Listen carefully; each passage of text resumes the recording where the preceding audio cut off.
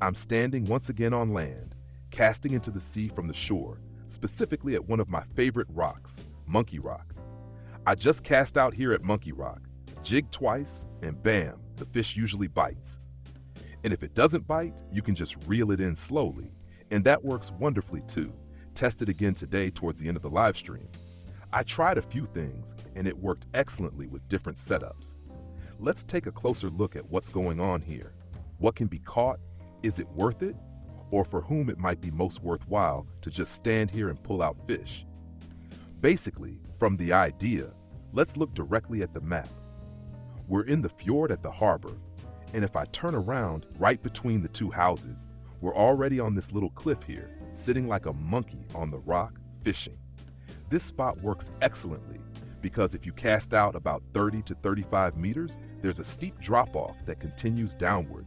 So at about 50 to 70 meters out, you reach the bottom. So I've cast out about 40 meters now, and from here the lures sink continuously, which is a huge advantage. Additionally, during this sinking phase, there's a chance of getting a bite.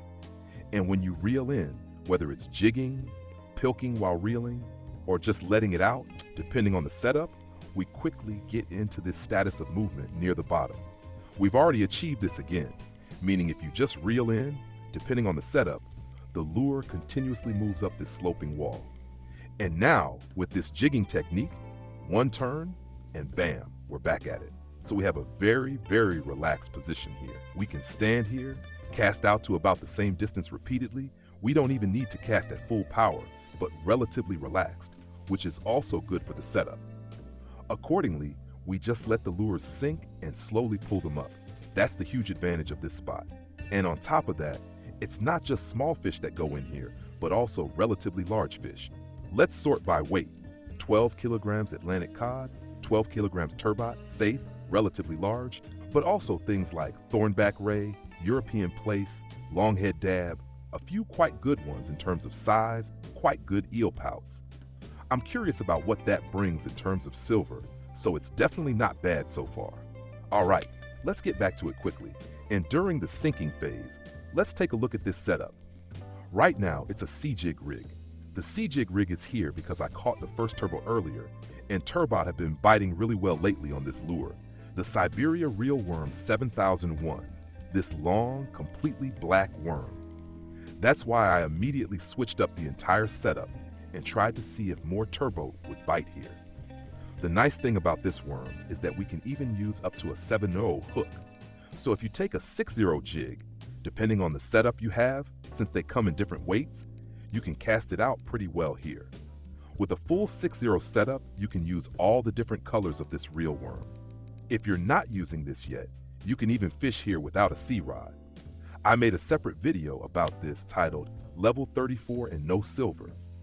So, if you're level 34 and want to go to the North Sea but don't have the silver to buy a proper North Sea setup, you can use a regular spinning rod, the biggest one you have preferably, and with a normal jig rig, you can also throw these lures in here and catch your first fish.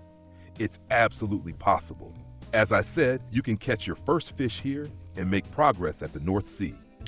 You won't earn skill points for sea fishing though. You'll only earn normal spinning skill points. Sea fishing skill points are only earned when using rigs specifically designed for sea fishing. The first fish down here, including the turbot, bit on a lugworm. These are relatively expensive lures that you can find at the harbor on the backside near the grocery store. There's a boat there, Bjorn's Bait Shop, where you can get these lures. They're quite pricey, but they can be useful from time to time. I would mainly use them when the weather is bad, like heavy rain, because that's when flatfish, European plaice, longhead dab, and turbot are most active. That's when it's worth it. If you're catching a lot of those little sea scorpions, using a lugworm or a sandworm isn't necessarily worth it. You need bigger fish to bite for that, which is why I switched to the standard jig rig here. It's just really practical. You can also go in with a pilker, of course. So let's dive into all the rigs now. Pilk rigs are absolutely an option. And of course, you can also just use a pilker like this, for example. That's completely sufficient too. Right now, I'm using a big heavy setup, But you can also do the same thing here with the Poseidon Senzi 885190, which is an absolute purchase recommendation for starting out at the North Sea. I've also explained this in detail in my video What to Buy in the Endgame. There, every setup and all fishing rigs are explained step by step, and it's still completely up to date. So it's absolutely worth checking out. Plus, the plus 5% to sea fishing is a game changer. It only costs 10,000 silver, which really isn't that much. You can earn that back quickly in the endgame, especially at the North Sea. Even with this setup here, you can definitely get started. Right now, I've got some smaller lures on, and if you're just starting out and don't have access to all the additional attachments yet, meaning you're only using one lure like a spoon, we'll test it out. Bam! Of course, not with a spoon, but with a pilker. And with this simple little setup, I can even cast to 90 meters. The downside here is that these small single lures sink much more slowly. And if you have a lot of attachments on them, they sink even slower. With a setup like this, we're already near the bottom. Look, it's working. You don't even need to cast that far. It might even make more sense to cast only about 35 meters out and then let the lure slide down this slope. Just let the lure slide down this incline and hope something bites in the meantime. Bam! Look, already a nibble.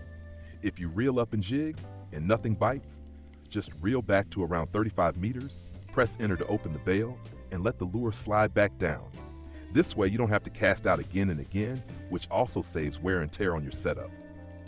Look, a nice one here, just on the pilker, the Jigmeister DC75, a really small pilker, 75 grams. Even this works here. And that's what makes this spot so incredibly strong. You can stand here with a very simple setup without the pressure of a boat ticket running out and complete coffee tasks really well. And what's super important if you're a beginner here, you can easily get the first 30% in any fishing method.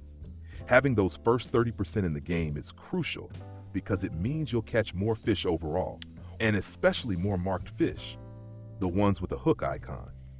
This way, you'll earn more money, which is obviously important. When you eventually go out on a boat and buy a boat ticket, you'll want to catch enough fish to at least cover the cost of the ticket. Check out my North Sea playlist. I've included various spots where you can fish from shore, lures that perform brilliantly. Just take a look at the playlist and go through everything there. The more information you have, the better. This whole topic will also be included in the upcoming tutorial series, but it will appear relatively late in the series. That's why I'll be sharing some news and updates alongside the tutorial series in the coming weeks. So, don't forget to subscribe to the channel, it helps me a lot and will help you too, as you'll get regular updates and most importantly, all the basics explained on how the game works. Knowledge is key here. The first 1,000 hours in the game are essentially a complete beginner tutorial phase. It really takes a while to learn the basics. I just completed the safe mission 4 times with 3 kilograms, but the 10 kilo one wasn't included. I caught that earlier out at sea, and I'll probably catch it again soon. Although I need to check if I still need to catch 6 of them. The mackerel are too big, and there are no trophy fish here right now, so no coffee missions at the moment. Let's sort everything by price, and then take a look at the other rigs you can use. We can see here that the turbot is already at a really good price, especially since it's close to trophy weight. 12 kilograms is a great price. The Thornback Ray is also excellent, and the Atlantic cod didn't take too long to catch. It went in relatively easily. The European Plaice is also very good. And now comes the kicker, this little eel pout. This tiny fish at 400 to 300 grams brings in a lot of money. So if you find a spot where this fish bites regularly with a jig or pilker, stay there and grind it out. You can make some serious cash. 600 silver here in this time is pretty good, especially since it's a land spot and I didn't have to pay an extra 100 silver for a boat ticket. The other rig I used is the rattle sinker rig. You can only use this with a boat rod. It's necessary for this setup. If you've unlocked the rattle sinker rig, you should buy a boat rod. These rigs, like the flying carbon or running leader rig, are unlocked relatively quickly in the game, but they're not worth using early on. With a normal pilker rig or pilker setup, you'll make much more silver, catch more fish, and earn more XP in the early to mid game. These rigs are better suited for the end game. I've adjusted my sinker weight to the minimum casting weight here, 400 grams, to avoid putting too much strain on the rod blank. This way, I can still cast normally. The entire setup is set to 136 kilograms, which could probably be adjusted a bit smaller. I've got 1 meter of monoline here, and I've added some attractants, yellow squids, a size 6 hook, and a lugworm. I'll also add an orange squid and another size 6 hook with a sandworm. Back to Monkey Rock. I cast out about 50 meters. What works well here is using speed 1 super slow retrieval. Let it sink first and then slowly reel it in. Sometimes you even get a bite while it's sinking. If not, just reel in slowly.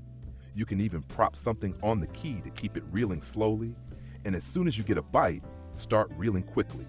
With these rigs, you can pull in some really good fish here. I'll keep testing different rigs and lures because I'm looking for a specific fish, the lump sucker. It's not easy to catch, but it has been caught here before. Maybe I'll get lucky and find the right lure or spot for it. I'll keep trying, using speed 1, and once I feel the bottom, I'll reel in slowly. I've got my hands free and can even enjoy a coffee while it reels in. Bam! Another bite, something small this time. The huge advantage here is that we're not drifting away.